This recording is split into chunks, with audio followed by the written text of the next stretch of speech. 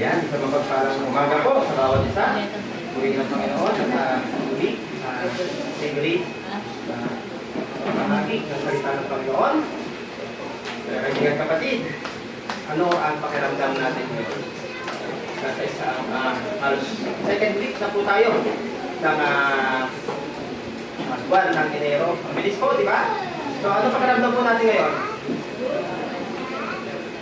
Good? Amen. Praise God. Good ba? Amen. Yan. So, bago po ako mag-start, yan, blessed New Year po ha. Muli. Ngayon, may tanong po ako dyan. Sa palagay niyo po, kung iisipin natin, kaya nga tinatanong ko po kanina, kung ano ang pakiramdam natin. Lahat ba? Diba sabi, hindi lahat ng tama sa paningin ng tama ay ng tao ay tama rin sa paningin ng Diyos. Agree? Agree po, di ba? Kaya nga, paano natin malalaman kung ang isang gagawin natin ay naaayon talaga sa ating Panginoon? Pangalawang tanong, maraming paraan para gumawa ng tama. Pero alin ba ang paraan ng gusto ng Diyos? Ngayon po, sa taong ito, tingnan natin. We need to reflect ano yung tama, ano yung mabuti, ano yung good talaga na gusto ng Panginoon para sa atin. Paano natin kaya masisiguro na mabuti? Nasa mabuti po tayo at yung ginagawa natin, di ba? Kaya dapat isipin natin kung ano po yung nakakalugod at tama at good talaga sa paningin ng Diyos. Sa pangatlo, lahat naman tayo gustong gumawa ng tama, di ba? Pero kung may tama sa pamantayan ng tao, may tama rin po talaga. Mas may tama ang Diyos. Di ba? Ano ang susundin natin ngayon? At paano natin malalaman yung pagkakaibang yun? Aware ba tayo? Grounded ba tayo? Doon sa tama na alam natin na mas ikakabuti po natin. Ngayon, kaya po ganyan, puro may tama, ibig sabihin ko yung good. Kaya ang tanong ko po kanina, how doing things in a good way? 3.0. Actually, itong in a good way ko is pangatlong year po na ito na aking sinishare sa simula, start of the year. Kaya nga 3.0 ang aking ibig sabihin po kasi niyan, kapag sinabi po kasi good, ibig sabihin maayos, walang masamang intensyon or maganda yung resulta po nito. Pero sa Biblia po kasi, mas malalim po. Sa ating paningin, kung titignan natin, ay dapat ganitong gagawin ko, hindi ako makakapanakit ng tao, hindi talaga ako gumawa ng masama. Hanggang doon lang pala. Hanggang doon lang ang alam natin, di ba po? Pero sa biblical aspect po, mas malalim po ang gusto ng Panginoon na ipaunawa sa atin. Kasi, ibig sabihin po, hindi lang po yung pakiramdam natin yung dapat nating maunawaan, kundi yung kalooban ng Panginoon na tama sa kanyang paningin. Kaya po, kung ating uusisahin natin ito, bakit, ano yung gusto ng Panginoon sa atin? Di ba po? Ngayon, sa ating passage today, sabi nga po, ay for my thoughts are not your thoughts, and your ways are not my ways. Ibig sabihin, sabi nga, this is the Lord's declaration. Ibig sabihin, lahat po yan ay talaga sa Diyos lang lahat. Di ba po? Kung gaano natin gustong gumawa ng tama, diba? Kung gaano natin gustong gumawa ng tama, pero kung hindi yun yung paraan ng Panginoon, paano na?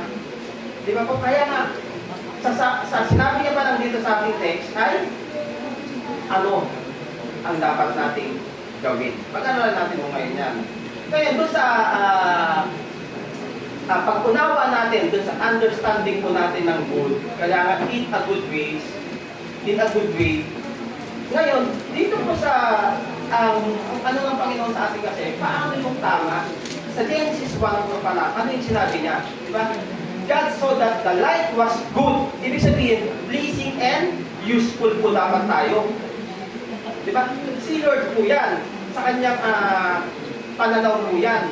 Dapat ganun din po yung ating magiging pananaw. Good dapat, pleasing and useful po sa ating paningin. Higit sa lahat, pleasing din po sa paningin ng Diyos. Ibig sabihin, and He appeared and sustained it, and God separated the light, distinguishing it from the darkness. Ito po yung sinabi niya na, first, sa aklat ng Genesis na good. Light was good. Sa pangalawa, sa verse 10, may sinabi din siyang good ulit. Ano sabi niya? God called the dry land and earth, and the gathering of the waters He called seas, and God saw that this was good. Ulit. Diba? Pangalawang sinabi niya po yan sa first chapter pa lang po ng Genesis. Ibig sabihin tayo, nagsisimula po tayo sa bagong taon na ito, dapat ganun yung paningin natin. Lagi natin po isipin na ang Panginoon sa atin may gagawin. Tayo rin po may gagawin na mas mabuti at mas maganda. Amen po? So, doing things. Kung nakita natin paano yung perspective ng Panginoon sa pagtingin ng good, ng mabuti, ng tama, ngayon, paano natin siya i-align? Paano natin siya i-align na naaayon po base po sa Panginoon, hindi po base po doon sa ating pakiramdam lang po natin.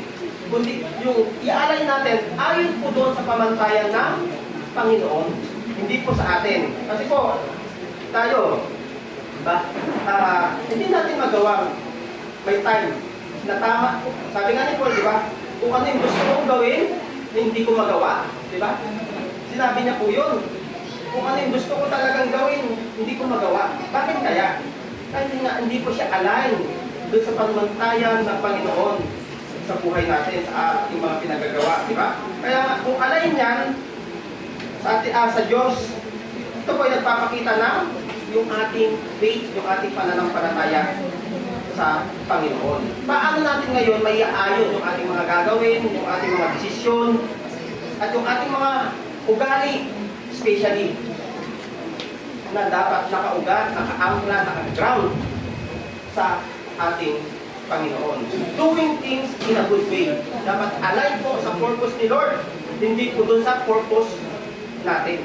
Amen? Ngayon, sa lesson, sa objective kasi ko dyan, kailangan maunawaan natin kung yung God's divine purpose, paano tayo sumunod, paano tayo mag-seek, at paano tayo umakto sa araw-araw nating buhay. Itong taon na ito, makita natin yan yung kahalagahan yan in God's perspective. Ewan ko lang, ang buti ng Panginoon, ang ganda ng kanyang gagawin sa bawat isa, sa ating iglesia, sa lahat ng ating ginagalawan. Di ba po? Now, sa una kong puntos, sa acronym ko po ng good. Meron po akong acronym ng good ngayon, umaga. Ito ang pag-aaral natin ng apat na acronym. Nagsisimula po tayo sa letter G. Ibig sabihin yan, God-honoring motives. Meron po kaya tayo? Paano natin? Yung motibo po natin, tama? Sakto? Good ba? Ayon ba sa Panginoon? Ngayong taong ito po ang magiging motibo natin. Ewan ko lang. Ang ganda ng gagawin ng Panginoon sa atin. Kung mga, bago ba man tayo gumawa o maglingkod, tanungin natin, para kanino ba ang ating ginagawa? Nakakapagbigay ba ng honor sa ating Panginoon? Di ba po? Paano? Diba? Dahil kahit maganda yung ating ginagawa, kung di ito ayon sa kaluwalhatian ng Panginoon, mawawalan po lahat ng saysay ang ating mga pinagagawa. Never nating mag-please ang Panginoon kung yung motive lang natin ay doon sa ating sariling pamantayan, ating sariling karunungan, sariling diskarte. Hindi po natin mabibigyan ng honor.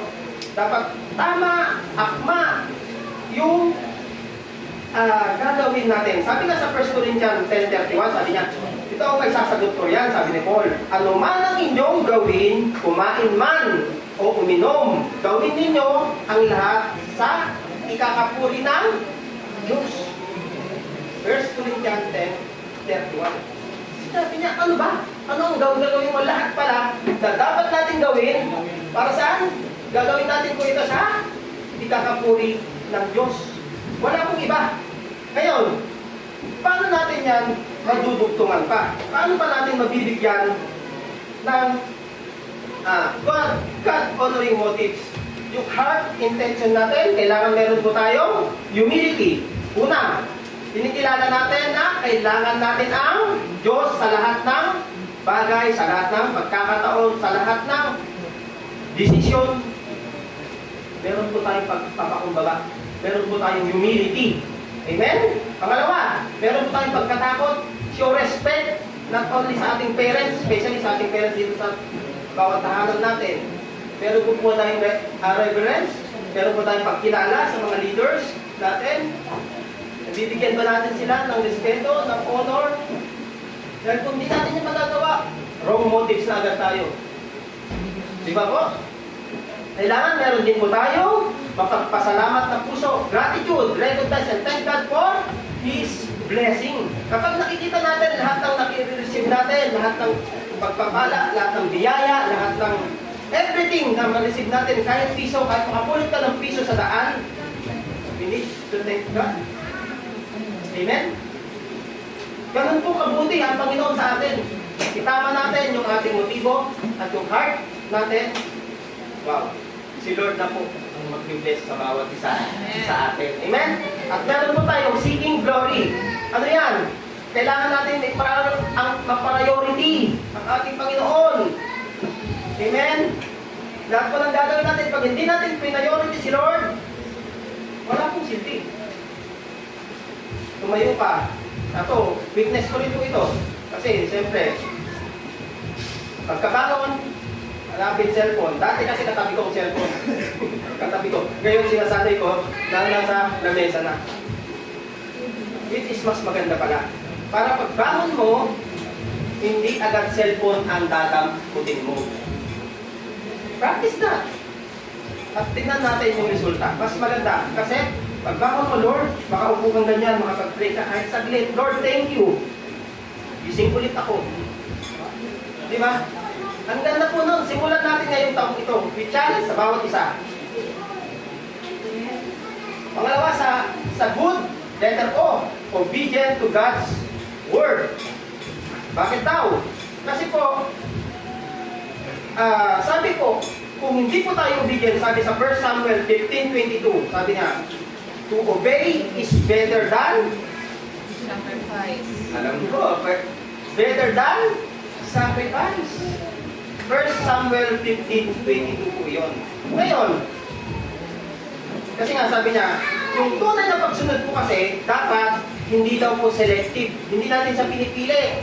Diba? Hindi selective. Kasi pag sumusunod ka, pinipili mo rin lang naman. Tulad sa bahay. Eh ganito, ako na lang maghugas mamaya. Ako na lang po doon. Diba? Ako na lang bibili, ako na lang mamamalengke. Ibig sabihin yan, selective obedience po yun sa bawat isa. Kahit sa bahay lang, simple yun. Pag hindi natin yan, hindi natin mapapupurihan ng Panginoon. Amen? Hindi lang po utos. Dapat yung utos kasi na hindi, dapat ang sinusunod natin, yung hindi po pabor. Kadalasan po ganun tayo eh. Gusto natin, pabor lang sa atin. Gusto natin yung mabilis lang, madali lang, nasundin. Para tapos na agad. Hindi ganun ang gusto ni Lord sa atin ngayong taong ito. Kailangan, be obedient to the word. Dapat alam natin lahat, ginagawa natin lahat, tinutulungan natin. At kailangan natin ito. Ito ang susi sa bawat araw natin ginagawa. Study the scripture, engaging deeply in biblical text daily. Diba? Dapat i-engage natin, magbasa tayo. Ano ang sasabihin mo sa akin ngayon, Lord, araw na ito, Lord? Kahit isang verse lang, ipaunawa mo sa akin ngayong araw na ito. Mas mag-sink in lang po sa aking puso. Nag-apply ko lang po, Lord. Diba? Pag na-apply natin yung bawat verse na binabasa natin at ninanamnam natin, maganda, magpasok lang taon sa atin. Amen? Ngayon, following commandments, adhering to God's rules and guidelines. Diba po? Paano yan? Kasi pa, ang utos ng Diyos ay hindi hadlang sa kalayaan natin, kundi proteksyon sa bawat proteksyon para manatili tayo na sa kanyang kalooban.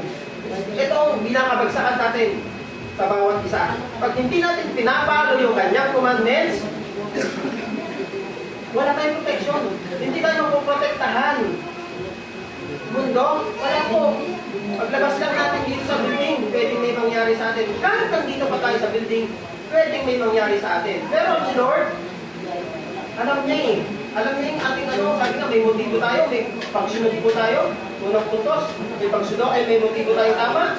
May pangalawa, yung pagsunod natin. Si Lord na po ang gagalaw dyan. Yung protection. Kasi nananatili ka sa kanyang kalooban. Ikaapat, yung avoiding sin. Ito po, ginagawa po ba natin to? Recognizing temptation and staying accountable. Kahit na maliliit na sin, o kaya, sabi na white lies. Di ba po? Kasi nga, simple po yan. Kala nyo, simple po yan. Sabi nga, ang nagnakaw ng 1 milyon at nagnakaw ng piso sa paningin ng Panginoon ay magnanakaw pa rin. Di ba po? So, kailangan natin i-avoid yan. Yung dapat, meron po tayong pusong masunurin, alerto, at dapat handang talikuran.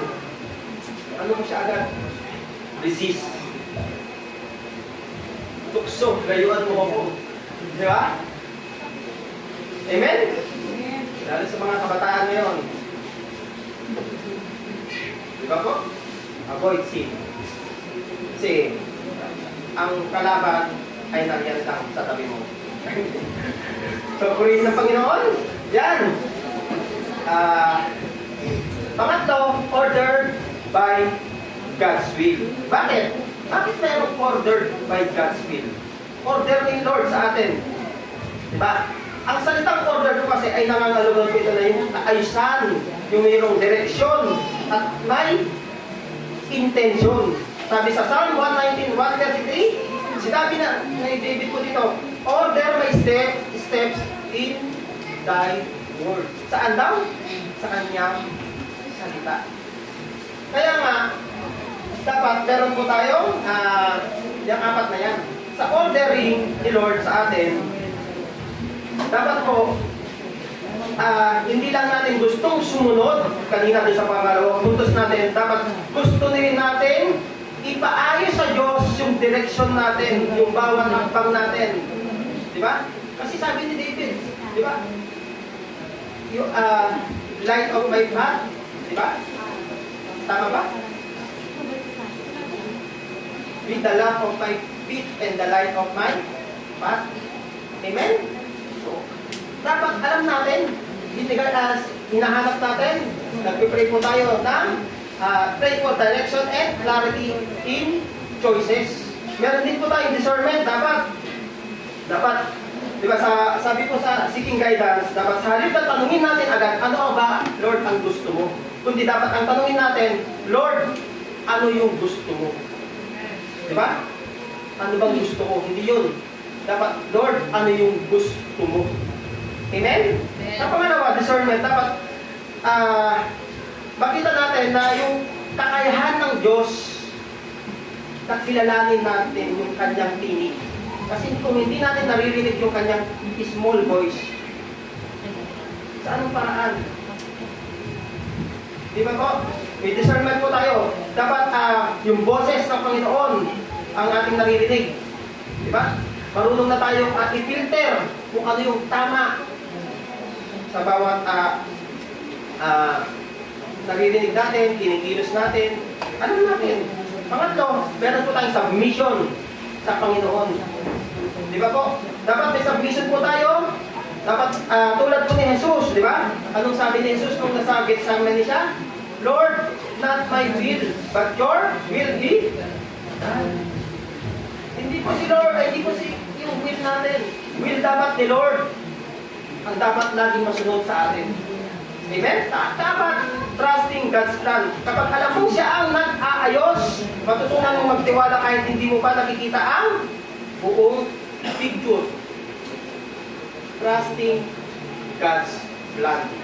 Yan, dapat i-ano natin yan. Kaya kung gusto mo natin gumawa ng good way, according po sa Panginoon, dapat hindi lang tayo masunurin, dapat maayos din tayo, yung hakbang natin ay ayon lagi sa kalooban ng ating Panginoon. Pangapat, done in love.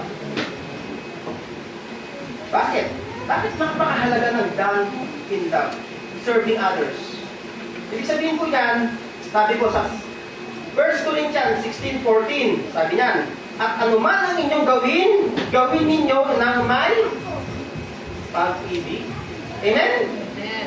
So, ang lahat ng ginagawa natin, kahit gaano kaganda, kaayos, mawawalan po yan ng halaga kung hindi po yun ginagawa natin walang pag-ibig.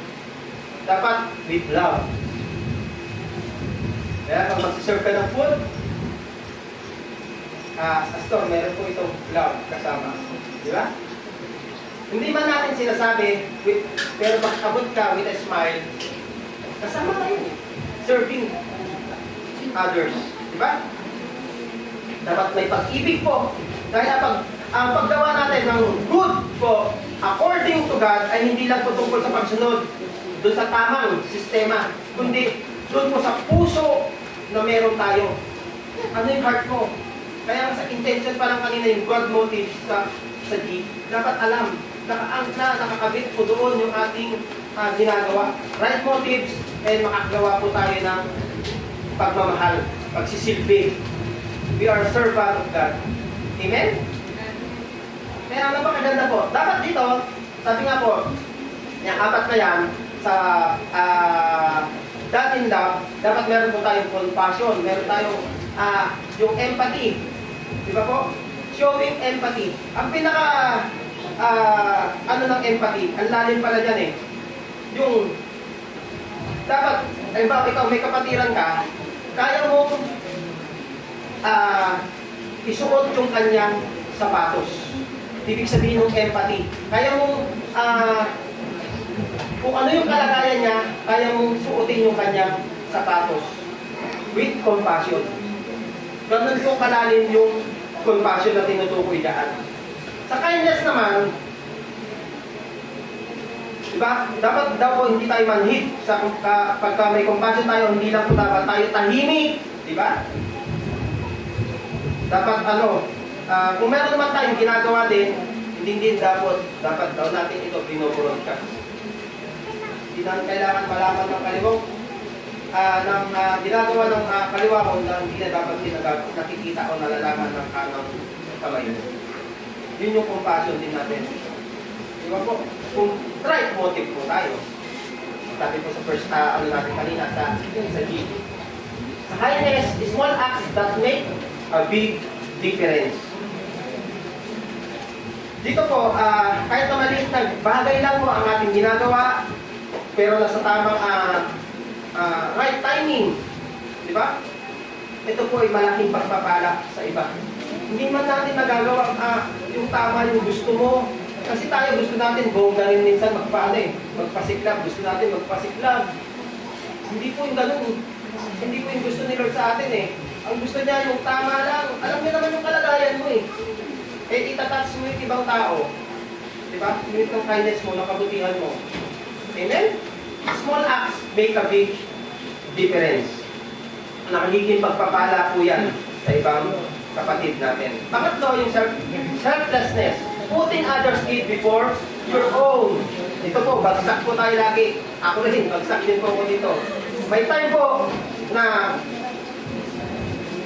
sabihin, katulad sa meeting kahapon, mas inuuna natin yung sarili natin. Iniisip natin yung sarili natin kaysa sa iba. Di ba? Ang hirap po nun.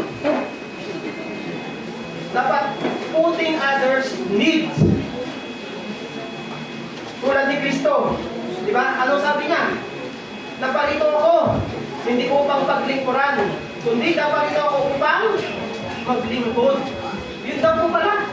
Kailangan, like Christ, yung natin, selflessness, hindi natin iniisip yung ating sarili kapakanan. Yes, given po yung pag-iisip ng kapakanan. Pero we must do beyond. Kasi pag hindi natin yun kinaya, hindi po talaga natin mapiplease ang Lord natin. Diba po? Napakalaki ng requirement ni Lord sa ating taong ito. Hindi lang po sa ating mga tahanan, bagkos dito po sa iglesia. Makikita natin, bawat sitwasyon po nagtutulungan. Naibibigay natin, magtutulungan po natin. Ewan ko lang, napakarami po natin eh. Ang ganda ng gagawin ng Panginoon ngayong taon. Salubungin natin itong taon na to na in a good perspective. Amen? Selflessness, serving others sa pang-apat. Dapat na po itong serving others, acts of service that inspire and uplift. Ganito po ba tayo? Nakakapag-inspire ba tayo ng iba? Nakakapagpalakas ba tayo ng iba? Kasi po, pag ito, ranas ko po ito sa trabaho ko eh. Meron akong kasama na, ano nang ginawa ko din, mag-sorry.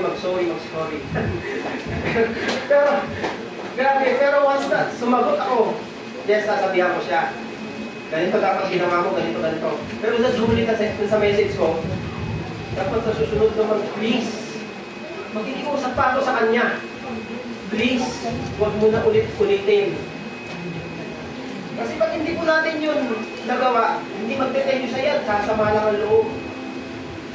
Diba? Ang sarap po na yung tao na alam niyang na-recognize niya, nagkamali siya, pero na-inspire mo siya, bibigyan mo siya ng encouragement pa kahit nagkakamali na siya, bibigyan mo siya, naunawaan mo siya, naunawaan mo yung kalagayan ng bahay nyo, matiran nyo, mag-anakan nyo, natin pala.